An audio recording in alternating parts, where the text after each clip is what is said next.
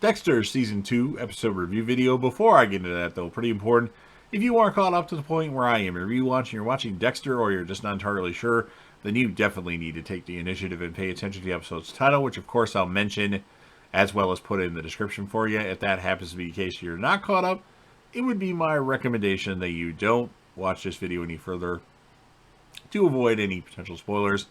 This will be Dexter Season 2, Episode 9. Title of this episode is called Resistance is Futile.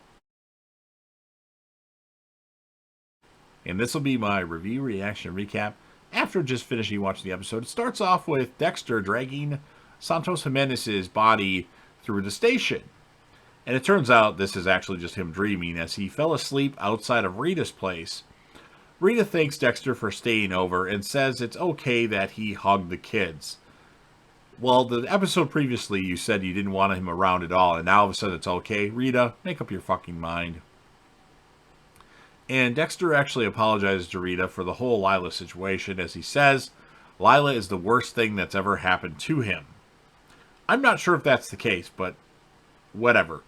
LaGuerta calls Dokes and complains on his voicemail that he fucked up a six-figure salary or a six-figure security job. And Deb says Lundy has mad skills in bed. Well, because he's old and he's experienced. Duh. Lundy tells Deb sneaking around at work never works at the office. Lundy gets very excited about a call he gets. Batista tells Dexter Lundy has a suspect in the Bay Harbor Butcher case, and it's one of us. Lundy brought in his own lab techs to check out things in Dexter's lab, and they want to get on Dexter's computer. Harry and young Dexter, in a flashback, of course, talk about the number one rule, don't get caught, and then Harry takes Dexter to a lethal injection, and Lundy can't tell Deb what's going on.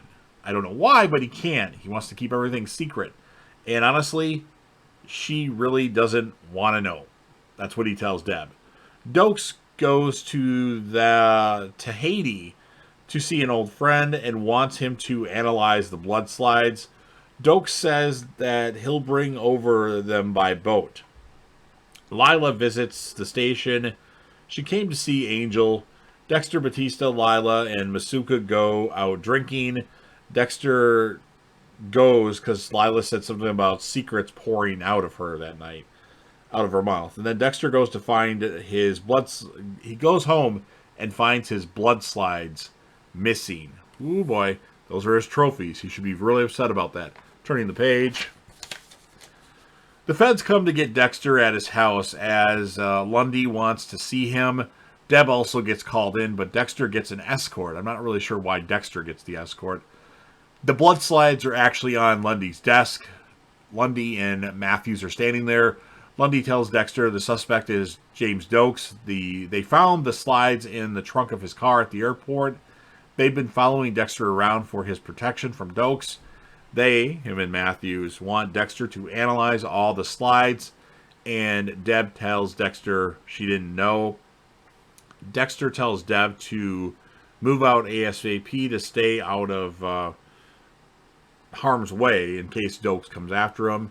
And then Dokes actually calls LaGuerta, tells her that he didn't do it, which I'm sure Maria LaGuerta knew anyway, and asks what they have on him. LaGuerta tells him to turn himself in. Dokes tells LaGuerta she meant a lot to him, and that's when he disconnects the call.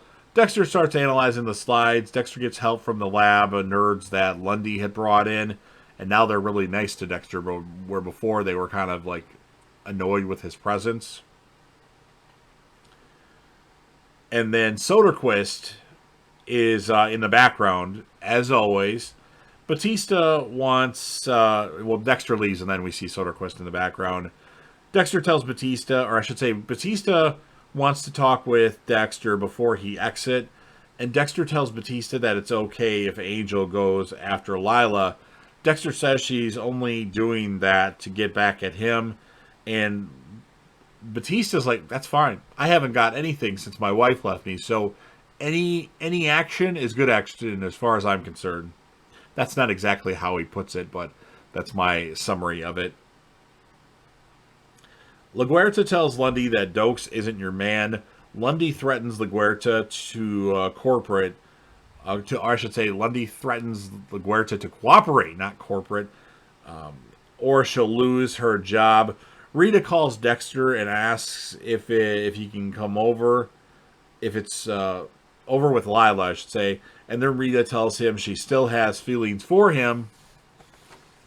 One of the FBI agents following Dexter around, well, actually, he's in the car with Dexter of his detail, says that communication is the key. So that makes him a memorable person because he actually had lines in the show, unlike Soderquist, who is always in the background. I don't think he talks. Maybe he does talk at some point.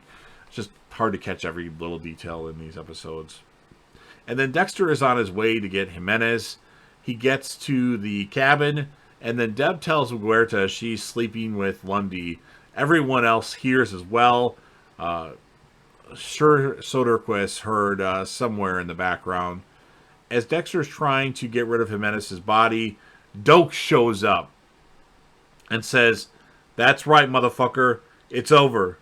He has a gun drawn on Dexter. Doak says that he put a GPS tap on Dexter's boat. And Dexter says he was right about him. Dexter puts handcuffs on at Doak's request. And Dexter starts going forward towards Doak's. And eventually, Dexter gets shot in the left quad. But Doak's gets knocked down during that altercation. And Dexter chokes out Doak's and puts him in a cage in the cabin. And then Doak screams, "Gonna have to kill me, Morgan! Morgan!" And that's how the episode ends. So, obviously, crazy developments in this particular episode.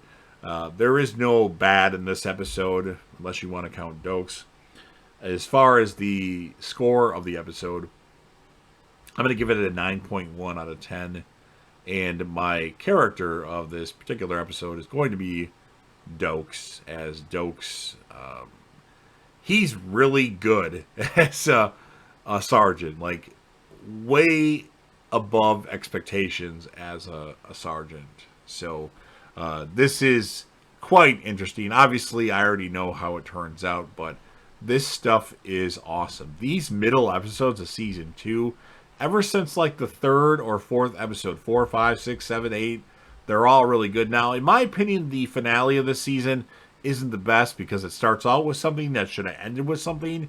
But still, this season is amazing. And honestly, I might have to retract my statement of saying season 4 is my favorite season. I do like the final 2 episodes of season 4 a lot, but the middle part of season 2 is better than the middle part of season 4. Kind of. We'll have to revisit season 4 and make that decision. But you've heard what I have to say. Now, of course, it's your turn. If you're a fan of Dexter or Dexter New Blood or anything else that's on JDev TV, yes, my name is JDev. I didn't announce that at the beginning because, well, I'm sure you already know. And if you don't know, now you know. And if you are a fan, and if you want to help me out with the YouTube algorithm, please go ahead and smash that like button. If you know anybody that would be interested in this, or if you want to share this on any of your social media platforms, please do so. Don't forget to sound off in the comment section about what your thoughts are on this particular episode of Dexter. What would you score it? Who would be your character of the episode? And what would be your favorite moment? I don't think I have a decisive moment in this episode. I'd have to think about it. The whole episode was crazy in my opinion, especially the part where the feds bring Dexter to the station and Lundy and Matthews are standing there with the blood slides on the desk. Like, Dexter is finished. And then they actually found him in Doak's car. And then last, but certainly not least, don't forget to hit that sub button and subscribe to the channel, especially if you're a fan of Dexter. Join the team, share your damn support, and be a part of something special. And JDev will return.